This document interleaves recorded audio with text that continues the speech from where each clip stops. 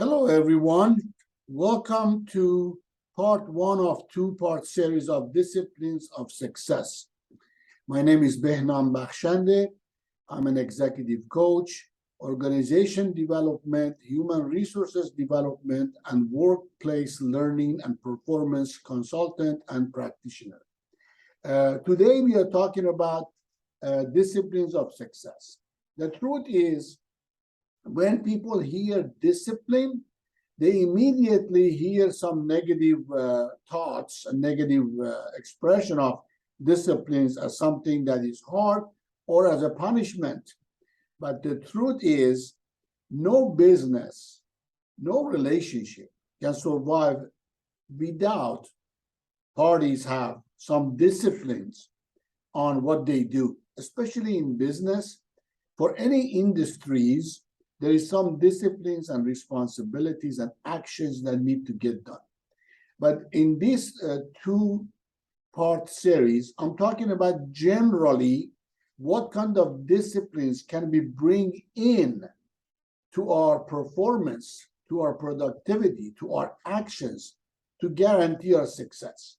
Some disciplines are common between all industries and all management or supervisory or activities by employees or people who they are in charge. Yeah, some of it are painful because you have to do it every day, you have to do it every week, you have to do it every month. And if you resist it, yes, it will be painful. But there is no gain the other side. So the managers, the business owners, the executives, who they succeed in what they do, they follow certain disciplines and they are mastery on managing the disciplines, and they do it regularly, and that would guarantee their success. So let's start the part one and going through it, and then we move to part two. The first discipline is scheduling and following the schedule. Review your daily and weekly schedule every day. I established this discipline that every day I look 4 weeks out on my daily and weekly schedule. And the funny thing is, I always find something that it shouldn't be there, or I have to add, or I have to modify. So you never know. But if you have that discipline to check your schedule every day for your daily or weekly or the weeks that come in, chance of you making a mistake or having an error in your schedule will be minimized. Make sure you put your personal activities in your schedule. I always told my managers, my executives, that you have to take care of yourself first. How do you take care of yourself?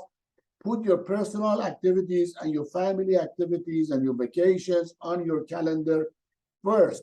What do I mean by personal activities? If you like to play tennis, if you like to play golf, if you like to garden, if you like to paint, if you like to learn how to dance, if you like to practice your musical instrument, schedule them all on your calendar, because those activities are connected to make your soul grow, to make your heart thrive.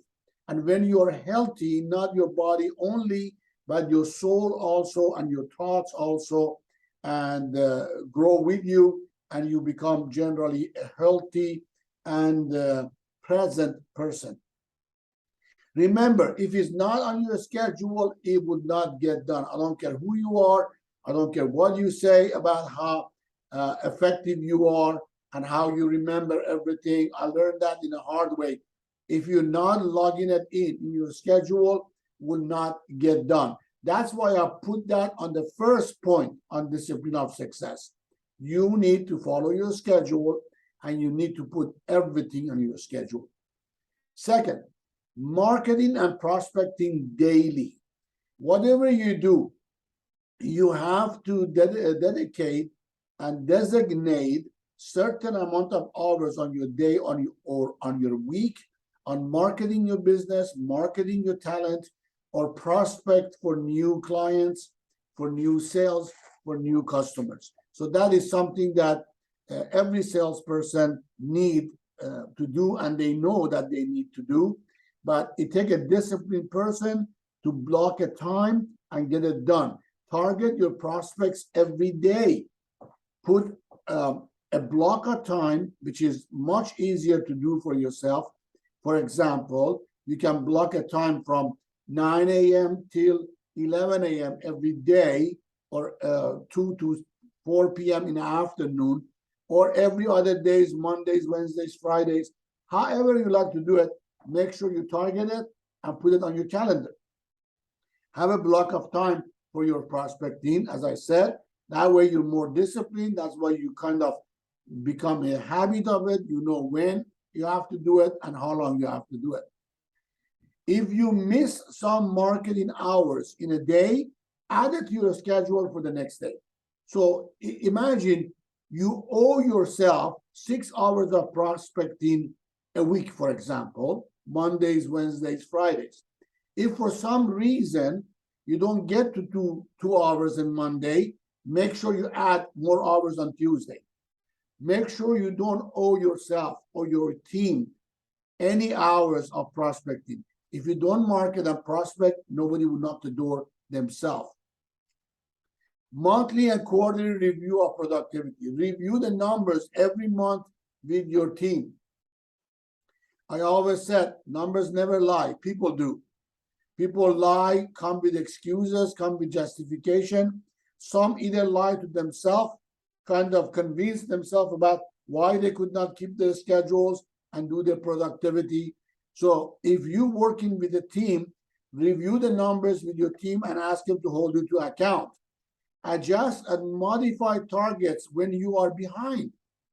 If your numbers supposed to be a certain number in this week and you fall in behind, make sure adjust and modify the targets next week so you don't fall behind a month. If you find yourself falling behind a month, make sure add more hours of productivity on the next month so you don't fall on your quarter. The bad thing is if you fall behind on your quarter, it makes it harder to catch up on the next quarter. So you have to be on top of it on every day, every week, every month. Create a fun game for producing results every week with yourself or with your team. Make sure everybody are loud and bold about their productivity and they come and share with the team and everybody get acknowledged. Create some game, some fun, and be creative about that. Create rewards, create awards, create incentives, something that your team members become more motivated for having fun and gain more. Customer service. Find a reason to call your clients randomly, just to say hello, just to talk about market, talk about their services. If they need something else, if you can help them with something else, find a reason to call them. Their birthdays, their anniversaries. If you remember and put them on your calendar or ask your secretary or team member to remind you, that's the best thing you can do to building relationship with your customers. Always smile and welcome your clients personally. If you're on the phone, if you're on the webinar, if they walking in, if you go and visit them, make sure you're always smiling and make sure listen to if they want to complain about something. Don't complain about yourself or your business or your life to them. They are not interested to hear that. They are more interested to talk about their complaints. Treat every complaint seriously. Every complaint about you, your staff, your team, or your business, take it very seriously and make sure pay attention to it and make sure you resolve it for people. If you cannot resolve it immediately, make sure you're communicating and making a promise to a certain time that you will do that. Planning and working the plan. Plan your next year by November of the year before. Don't wait for January or February to plan for the year. It's already gone. The best thing you can do by maximum end of November of the year before. Sit down and plan your productivity for next year with your team. Review the plan every month and quarter for adjustment. Plans will change, emergencies will happen, things will happen, things will change. So you keep reviewing your plan. That is a big discipline that a lot of people missing.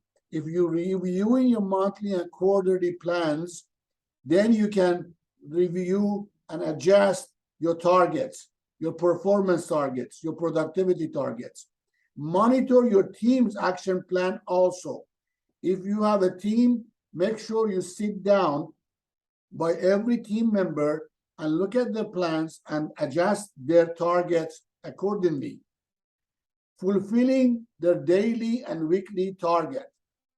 Make sure daily targets are done. As I mentioned before in another slide, I said, if you fall behind on your daily target, you have to adjust another day, add more numbers, add more targets, add more prospect time and sales time, and achieve more to catch up for the next week.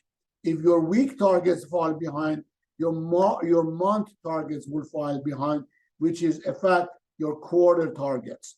This is a discipline that make every salesperson and every supervisor and every manager successful. Adjust the weekly target if you are behind on your daily target. Support your team members if they miss their target 2 days on a row. First day might be accidental. Second or third day is disaster. You got to go after them. You got to sit by your people, see what is in the way of their effectiveness and what caused them to fall behind. Monitoring and tracking their productivity and results. Review productivity every day to prevent any disaster. You as a supervisor, as a manager, as a business owner, as a productive and responsible person, you need to keep reviewing productivity targets. Modify and adjust your monthly targets to achieve your quarterly goals. Numbers never lie, people do. Okay, we are in end of part 1. You can follow us on Behnam Bakhshandeh or Coach Behnam in all social medias. You can contact us for your any personal and professional development needs. We offer coaching, we offer seminars and webinars and consulting. Now, please look for part 2, continue for part 2, look for it, and watch part 2 to complete the next steps. Thank you very much.